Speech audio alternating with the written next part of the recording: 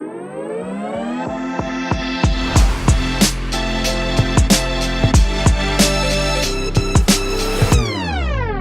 ladies and gentlemen, to T-Minus the podcast presented by 321. I'm your host, Daniel.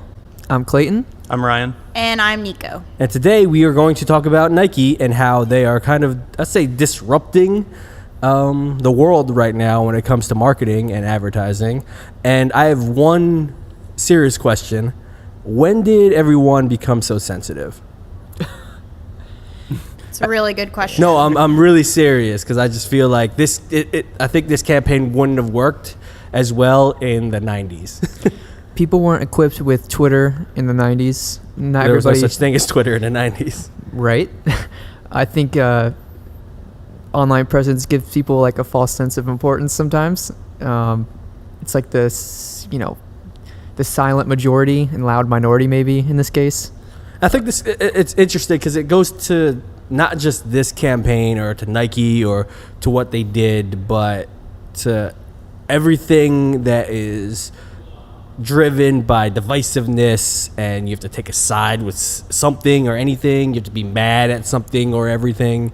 And I don't know. For me, it's just a weird sociological conundrum I'm having with I don't understand when it started. I think a lot of it too is that, especially with the Nike campaign, I think right now protest is bleeding into so many different industries and things, and I think right now more than ever the kind of the vibe is picking a side, or at least having a conviction or having something to say.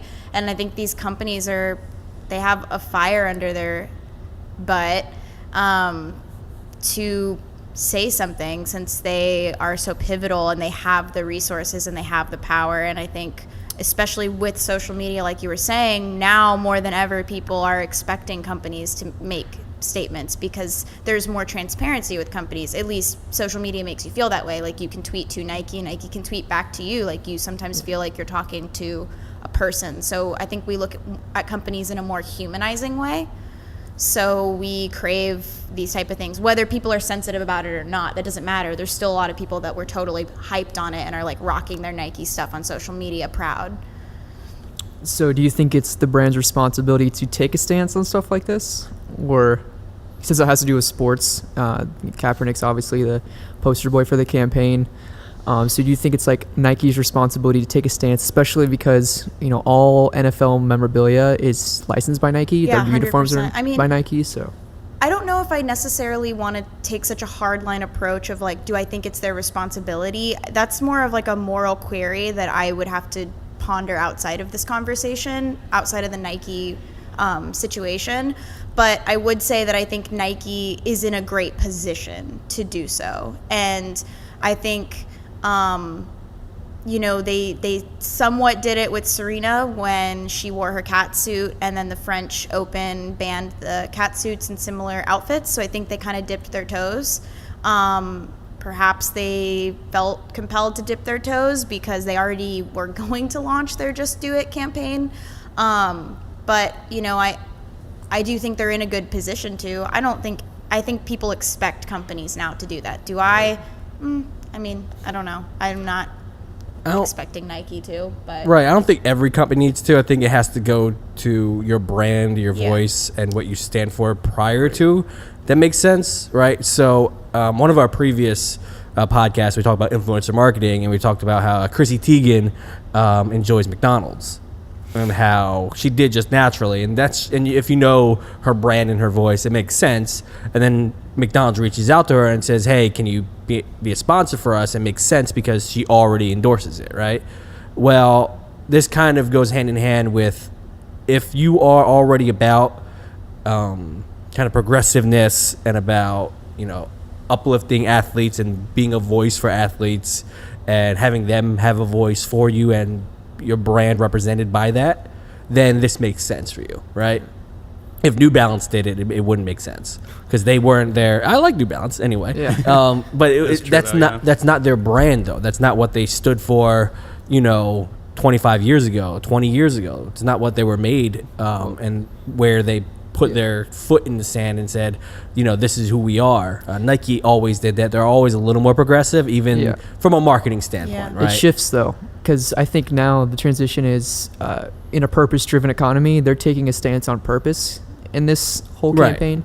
And I think because 30 years ago, Nike was not running for the same thing. They wanted the best product, right? All their ads were around, the Air Max is around the shoe, right? The Air Max being the best product. Right, but they were one of the first ones to give a athlete his own line in Jordan. I would say that's the shift, the start of it. Right, that's what I'm saying. So in the early 90s, 30 years ago, they, took a stand. And I think they always kind of built on that. And it made sense for them. I think Adidas would have probably done it too. It makes sense for them as well. Kaepernick was under Nike already since 2011, I think. Yeah, they've already kind of had him. Yeah, he was an endorsement deal since 2011 since he went to the Super Bowl. So it just made sense that players that are very vocal, they put to the forefront, right? So Shaquem Griffin, he's a great story from UCF. Go Knights. Serena Williams, very vocal. Odell, LeBron James, Kobe Bryant. These are all guys that signed with Nike, and they represent them for a reason. And they're going to put them to the forefront because they have something to say. Adidas does that with their athletes as well. So I just think it matters for the brand. I think Nike knew what they're doing, and they knew their demo. I think that's one of the biggest things is they knew who they wanted to target and who their audience is to make that financial decision. Let's be very clear here, people. This was a financial decision. This was not ironically, you have to believe in something to what is it? Believe in something. Even if it means sacrificing everything. Nike doesn't believe in that at all when it comes to their own stance, because they're not sacrificing much, to be honest with you. They're actually very strategic when it comes to their market share, when it comes to where they can lose in some margin, when it comes to the type of audience they're going after, to understand forecast and projection of what that might look like and how advocates of that for progressiveness can amplify more than the opposition. Right, so adding all that together, it's not like, we're just doing it because we believe in it. They're like, no, this is a marketing tool for us to kind of kill two birds with one stone, right? Yeah, it's a win-win. It's a win-win for them. I think that's my position. It's definitely more cynical, but are they actually being brave? And they've been progressive through history, but are they actually saying something brave here, or is it a cash grab? And is social justice just a commodity now? I think just another thing that they can make profit off of. Go ahead. No, go ahead. I think if we're going to look at it as a case study, then I would say Pepsi is 100% with their Kendall Jenner ad. I think that was a cash grab off of activism. I was just talking about that with Jessica earlier today when we were comparing the two. So I think it's about the way that you position the advertisement. Is it ultimately a cash grab on activism and protesting? Yes, but is it making a mockery, or is it painting protest or activism as something that it is not? Is it being dishonest, really? I don't think it is. It's not. Colin Kaepernick did do something to sacrifice something. He isn't a poster child for something that he is not personally doing himself. Yeah. So I think that's where the authenticity comes into play. But ultimately, yes, it is somewhat a cash grab on activism and protest. It can be both, right. It can be both. It's a conversation we had about Starbucks straws. I think it's similar. Obviously, a lower tier of activism, but you were like, well, they're only doing it because it's a marketing ploy. Yeah, they're being ahead of the curve because that's the way it's going. But that's what I'm saying, though, is they help 0.5% of pollution because all of their stores don't have straws. It's now they look like pioneers instead of just riding the wave that everyone else even is if it saves 50 pigeons, whatever. Yeah. I want to save the turtles. No, that's what I'm saying, turtles. If it saves 50 turtles because they did it and it also makes them more money, what's the problem? But I think that's another one where, and I'm not going off on a tangent, but that's another one where I think sometimes it's really taking a look at the type of activism you're doing, especially if you're a company that's backing something. first of all, the percent, what straws actually make up in terms of the plastic that's found in the ocean and the environment is so minuscule. It's less than 1%. If you actually wanted to make an impact, then you would attack like the fishing industries, because fishing nets themselves are actually, they make up a huge, the number one. So I think it's like a facade. It's kind of like putting a Band-Aid on a much larger problem. Also, it doesn't help people who are disabled, who actually need straws in a lot of situations. So like, I think that it's like you said, it's just a trendy thing to get behind, like the whole no straws. It really blew up as a trendy way to be environmentally conscious without actually being environmentally conscious. Like, it's turning off your brain and doing something easy. Yeah, they're giving themselves more credit than they deserve. Exactly. It's like when Budweiser in a Super Bowl ad brags about how they donated $500,000 of water to Flint, Michigan, and then they drop, what is it, like $2 million on an ad for a Super Bowl spot to let people know they dropped $500,000. Yeah. It's just like a really big pat on the back, and it's like, like, I mean, that's great that they donated, but they're really bragging about it. Taking it like a step back, maybe like the first time Nike doubled down on something that was maybe controversial but not as politically charged, maybe, is when Jordan wore his shoe, his player shoe, right? That was different color. Correct. That was not regulation color. So maybe Nike kind of took from that, like, I'm assuming they were talking about that in the boardroom when they're having these meetings, right? Right. So the Jordan shoe, of course, was banned by the NBA. The colors weren't right. You had to have a certain color, I'm assuming, and that started the whole wave, essentially, of player shoes, right, for Jordan. Correct. So Nike doubled down on that. All their ads, the Spike Lee ads, were around that shoe being controversial, right? So I think, yes, this is a little bit more political in a sense, but it's definitely Nike just showing again that they will double down on something that's going to, upset people or maybe upset the league, especially with their stake in the NFL. I think that huge deal that they have with them kind of shapes them going forward, right? Because we talked about this earlier, the NFL even backtracked on their anthem policy, which is what the whole Kaepernick thing is about. So it's about police brutality. That's what it goes back to my point. Like, the whole thing gets overshadowed. The divisiveness of the situation. The reason it's in the news is because of that, not because of the right. That's what people overlook, rather. So like, props on Nike for backing Colin Kaepernick's stance, which is awareness about police brutality towards Black Americans. But like, it takes such a backseat to all of these conversations, which is where my cynicism comes from, because I'm like, they're just making profit. It's Nike sales are going through the roof right now. Well, they did donate. Like, nobody's talking about police, so they're not talking about it. I know they did donate to whatever foundation that Kaepernick created. Right. So I don't know how much money they did donate, but yeah, that was one of the things that they did for the campaign. Well, I didn't know that. That's awesome. I will say, just like on a base level, when you look at Just Do It and you really dissect that, like, it 100% is about the athletes, and it's just getting out there and just doing it. I mean, I know that sounds so simple-minded to say it like that, but that's why it's so brilliant. And I think that despite anything that they're backing, I think one of the strongest messages that they send is that they will back a player, and they will back a player whether that player wants to kneel, or whether that player is LeBron and has his own opinions that he wants to share, or whether that player is Serena and she wants to break her racket because she's frustrated and gets a penalty for it and she shouldn't.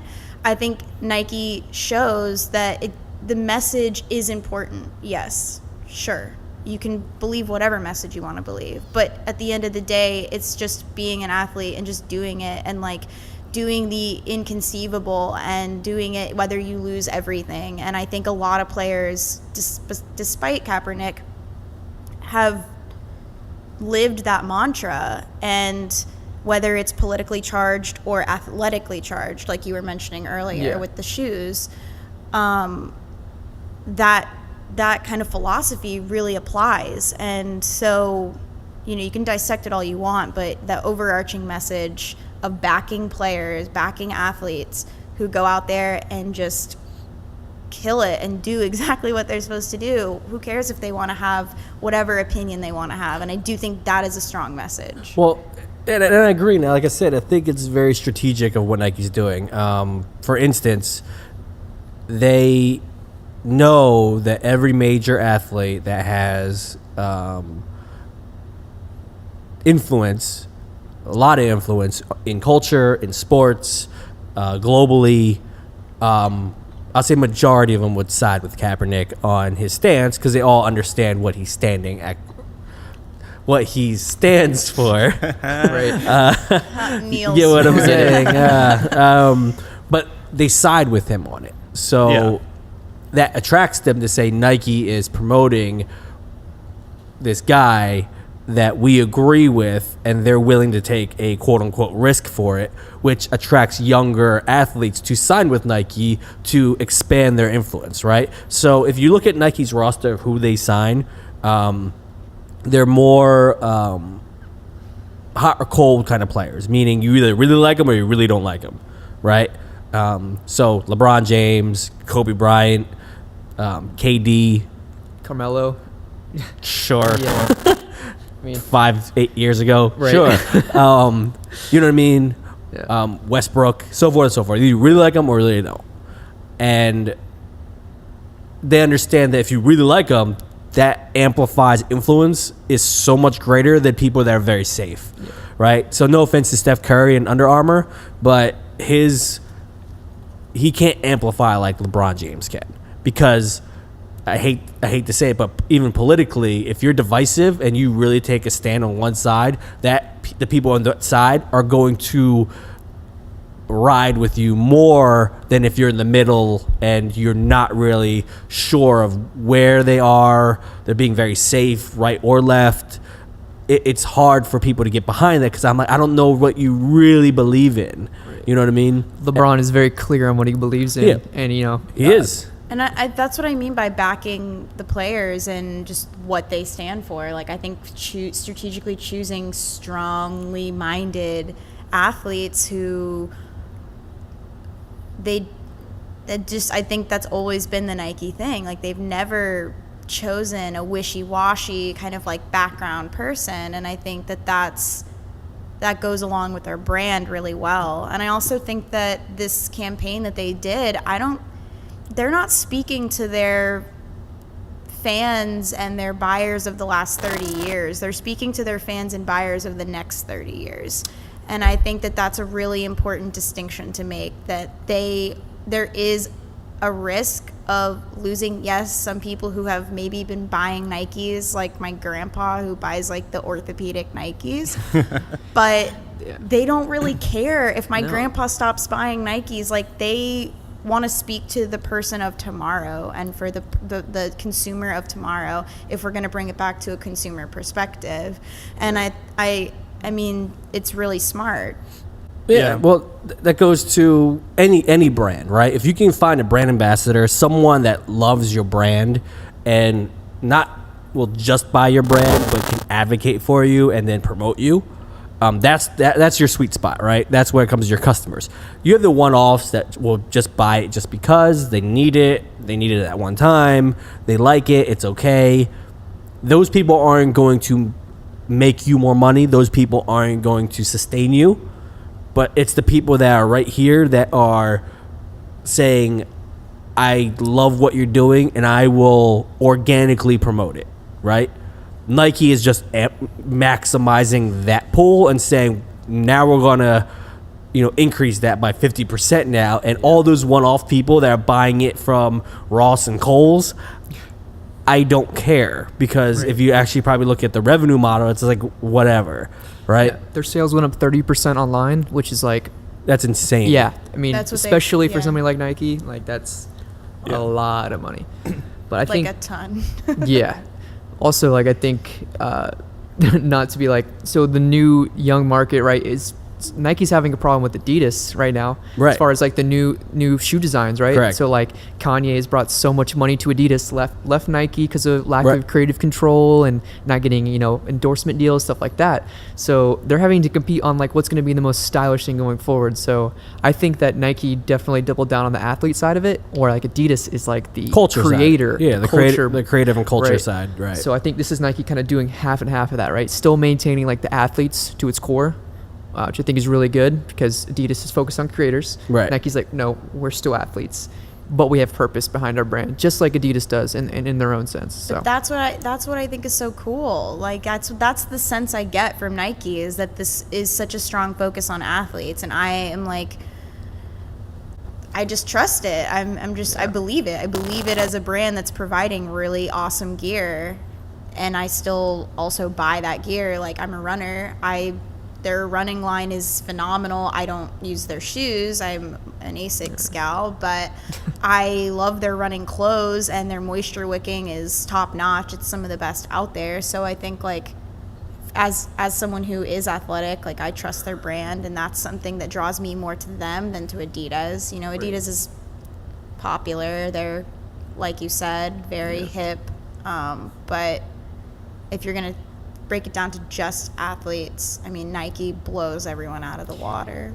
I see it as tapping outside the athlete market, though. Like you were saying, how the brand is still using the traditional like athlete spokespeople, but now the message, the just do it message, is expanding outside of just do great things in sports to just do great things, just do what you believe in.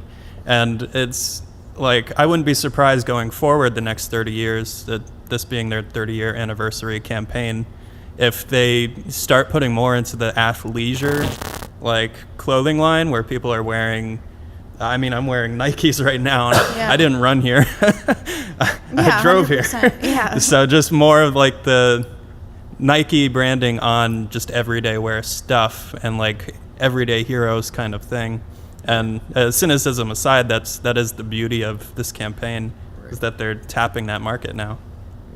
I know the conversation's kind of strictly about Nike, but like, I guess maybe a better question for local people or smaller businesses: can they take and afford the same stance that Nike has taken on this? No. 100% no. No. And I think the conversation's different. That goes along with what you were saying earlier about capitalizing on, protest and kind of politically charged statements. Is you really can't. I mean, unless you are a huge company, like huge, like we're talking Nike is the level that you need to be hitting, then no, you can't. You cannot afford to do that. Or just with an audience defined enough that you could get away with it. Right. But that's not really doing it. It's kind of getting away with something that you otherwise wouldn't be able to. Right. So that's like a coffee shop where like maybe a majority of your clients are like under 30 and like lower income areas, and they are more sympathetic to the Colin Kaepernick stance than like other wider audiences would be. Right. A professor of mine once told me never compare any marketing campaign to Apple, Nike, and I think there was one other thing like Heinz or something, because they're in different. When you're a medium to small size business, it's just a completely different game. Well, it is, because you can't. One, it can look great, but you don't know the measurables of actually it worked, right? They can test and fail and fall flat over and over and over and over again, and they'll still make a lot of money. Oh yeah. Right. Small businesses cannot do Like that. their margin of failure is like any company's dream margin of success. Yeah. And that's like how intense those variables are for a smaller business. Like, you really either fail or like you kind of succeed. But with Nike, you either succeed or like you did a worse than succeeding. Yeah. The worst you can do is Pepsi, and they're still in stadiums all over the United States, Exactly. so they're fine. Well, you have to also realize that this, like, again, I keep saying it. It wasn't out the whim. It was very strategic. They have athletes like LeBron James that have been very vocal and activists with Black Lives Matter, with all the police brutality that had nothing to do with kneeling. It was actually about the topic. They wore "I Can't Breathe" T-shirts during warm-ups in the NBA. You know what I mean? Supporting Trayvon Martin, documentaries, all this stuff. And Nike's watching it, saying, you never heard Nike be like, hey, LeBron, can you stop doing that because it's hurting our margins? No, they're like, more. they're just sitting there watching it like, no one's saying anything? It's his job to be polarizing. No one? That's his Wait, job. they like it? Cool, all right. And they just, I'm almost positive, they just sat there and like just analyzed it. And it's like, okay, let's pull the trigger now. You know what I mean? Because mind you, they had Kaepernick still on an endorsement deal, and he wasn't playing in the league for 2 years. And all he was doing is being an activist, being in the community, being vocal about what he stood for, and that was it. Guys, just do it. That's like, this is why it's so brilliant. Pull like, the trigger. This is why they just took something that's already been brilliant for 30 years and just showed us another way of how it's relevant. And that's what it comes down to. They didn't take something that they've been weak on for 30 years. This is, everyone knows just do it. You think Nike, you think the swoosh, you think just do it. Right. If you know one, you know all three. And I think that they just opened up the box to what, like you said earlier, just to where you can actually go with just do it, because it applies to everything. And if you watch any of their advertisements, if you've seen any of their past campaigns, like, they have so much verbiage around just doing it, like working your hardest, pushing yourself, like you're exhausted, you're tired, people tell you can't do it, just do it. And like, it's very Yoda at its core. Yeah, it is. Do or do not. It is. But Do or do not. It is. It's not new. They just refreshed it in a way that maybe we didn't think about it before, and that's kind of where I think it's cool. Like, it's kind of like, oh yeah, Nike's always been just do it, and then you see it with the Colin Kaepernick, and you're like, wow, he really did just do that. Like, he did that. That's pretty cool. Well, and so again, to me, it's just amplification of your brand ambassadors. Why I say that is Nike's not big into politics. They never were, right? The reason I say that is because Michael Jordan is the face of Nike for the last 30 years, right? Because he has his own Jordan brand under Nike, and Jordan's one of the biggest brands, sub-brands under any sports apparel, right? Transcends sports globally. Everyone knows Michael Jordan, even if you don't even watch basketball. He never spoke politics. He never was controversial when it came to anything. He was the clean vanilla guy when it came to politics, divisiveness, anything. He was just about basketball, about helping his community. You know, I want to be like Mike, drinking Gatorade in his Hanes, blah, blah, blah, blah. That was Michael Jordan. But his influence on sports and on fans no one has ever done that in sports. Right. The influence of. So Nike's just like, whatever you do, I will back what you're doing because of the reach that you have. Yeah. And they use that model and put it on every other athlete they could find, saying, you do the same thing and try to replicate it because they saw what worked. just do it, guys. I think they're just shifting, though, because I think what you're talking about is style and product that they're competing on at that time with Jordan brand. Correct. Style and product. Now it's different. They understand that there's all competitors. Evolved, but the premise is the same, is brand influence, amplification of. That's really what it comes down to when it comes to who they choose and why they do it, is just that model, because they understand that their endorsement is going to push more than the product and style, right? 'Cause I hate to say it, some of the ugly shoes have come out of Nike when it comes to some basketball players, but they sell. The reason why is because the influence and amplification that the athlete has, right? Based on the name, based on its Nike, the quality of, so forth and so forth. Believe the hype. Yeah.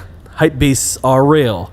So that's how I see this campaign, is it just killed two birds with one stone. It's like, well, this is at its tail end. I hate to say it, but Kaepernick was at the tail end of this quote-unquote movement when it came to divisiveness. Now, the actual focus still needs to be addressed because everything else kind of made noise around what he wanted to actually focus on. I'm saying when it comes to like kneeling and the anthem and being patriotic and not patriotic, all that other crap that actually meant nothing to what he actually meant and stood for, that all was dying down, right? Only 2 people were kneeling last week during the NFL games. Yeah. Kenny Stills and Marshawn Lynch too. well, he just sits all the think he time, sits, yeah. and no one cares. He doesn't even get up. He's just sitting. He's and actually he doesn't- sitting. And then he gets up and runs a touchdown. Yeah, he really doesn't give a crap. First drive. But you know what I mean? Like it wasn't becoming a topic anymore because it didn't need to be honest with you. And I think what they did say, let's try to refocus it, and it just kind of put gasoline on the dying fire, and Well, turn into a forest fire now because people are being really divisive about things. And I just want to make one more point. Is I have friends that are very progressive, and they're like, hey, people that are burning your clothes, I'm a size 10, give me your shoes, give me your shirt. And I want to reply like, dude, the people that are burning their stuff, you don't want their clothes. That's all I'm saying. Not at all. Sorry, I just wanted to get there's that also straight. like a vast homeless population in our country that Yeah. could definitely Like, utilize those. Give it to a clothes. veteran. You I think mean it's homeless disturbing. veterans? Yeah, I mean, I think, Okay, I just wanted to. I think that's no shade. disturbing, but also Just saying. I think just going off of the kneeling thing, it's unfortunate, but any movement in the era of social media mixed with hyper capitalism always becomes a capitalistic avenue. I mean, look at like, and I'm not calling out Disney. I'm not saying Disney's not a magical place where people do magical things, whatever. I hear sarcasm But in your all I'm voice. saying is that it's really easy for them to make a bunch of bunny ears or mouse ears with rainbow for the queer community, but kind of comes a little too late, and it almost kind of seems like a capitalistic venture. Like, you're not really advocating for the queer community, you're not really actually doing anything for the queer community.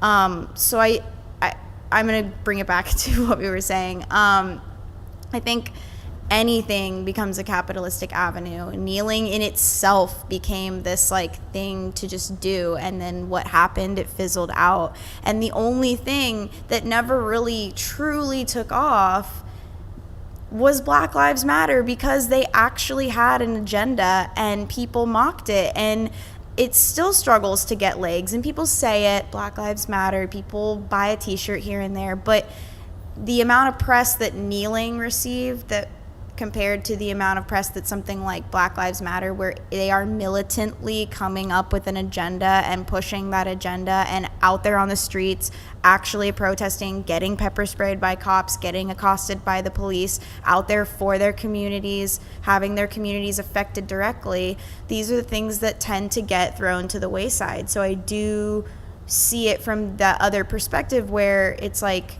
the more glamorous sides of protests tend to get the most attention, which is why that Pepsi ad was so terrible, because it really tried to glamorize protesting. But it is sad in a way that it has to be that way, because the conversation does shift. And right now we're talking about an ad when the ad is talking about police brutality. The Pepsi ad Should be. Yeah. It is somewhat. I mean, like, that's what. It's pretty closely Right. talking about it, yeah. So there isn't really a point with that. It's just like more of like a mental thing that I juggle around sometimes in here. But Pepsi doesn't. That whole thing was there's no substance behind that. Like, it was just protest is what was included in the commercial. There's nothing that they were protesting specifically, really. I mean, they there didn't was have any specific signs. They also Right. had like a positive interaction with cops, which And I'm like, that's break- not break how dancing protests for go. some reason. Makes no sense. Really Everyone stop was hate. smiling and Yeah. happy. Like, It's like, yeah, we're out here. Nike clearly fighting the power. states that in the commercial, which I think is good. Like, the first line is like, just dream harder, right? Whatever you're thinking right now, just double down on that. Which that's like what they lead off with. That's what the whole campaign's about. We know very clearly what their message is and what they're trying to get out. And they use it with different people, which I think Pepsi absolutely failed on, So Yeah. Nike recognizes the sacrifice. yeah, and I'm inherent. not Right. saying Yeah. Nike's doing And a bad Pepsi job. was, like, just saying that Totally aloof to all of that. capitalism is always going to prey on trends, even if they are political in nature. And so that's just always something to consider. Well, I was going to say, to end on a quick note, I think us as advertisers and as businesses need to understand that marketing and advertising is all about attention. And the second part is, what do you do with that attention? And Nike got our attention.